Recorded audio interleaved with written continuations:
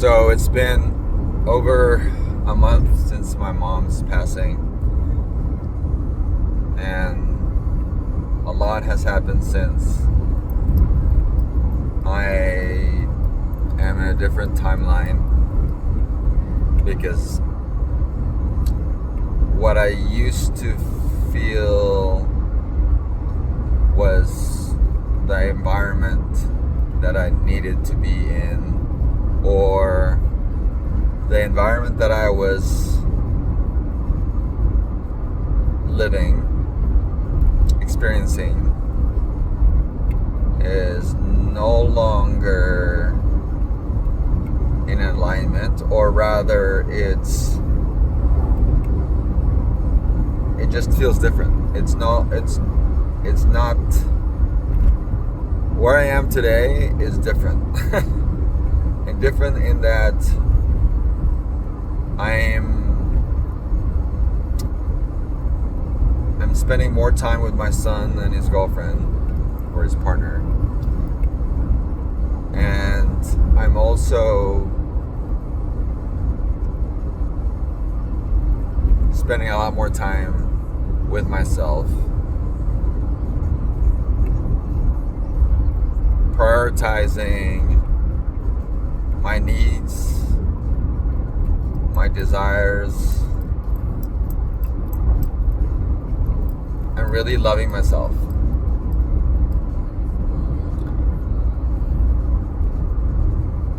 It's been a very interesting journey.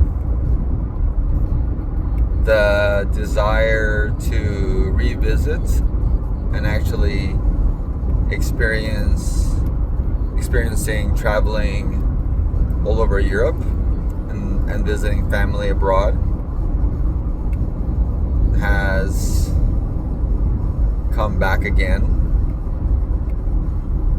and it's partially because I want to say my twin has reignited that idea, which I had even before I met her.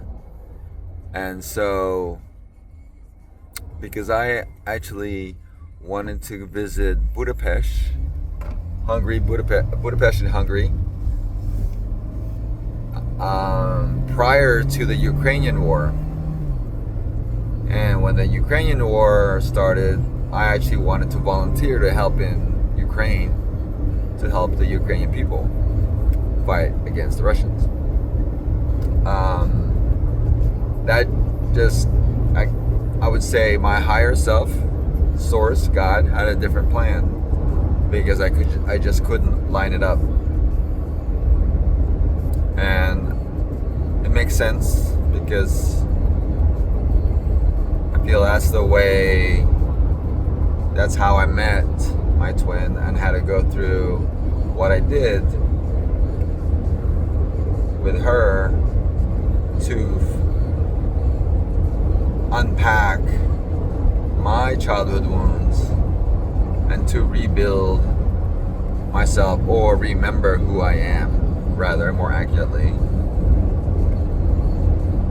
so that this second chapter of my life, I am living it with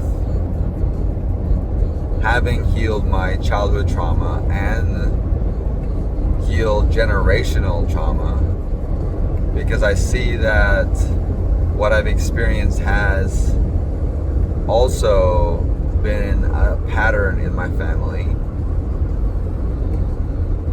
So it's quite interesting to come into awareness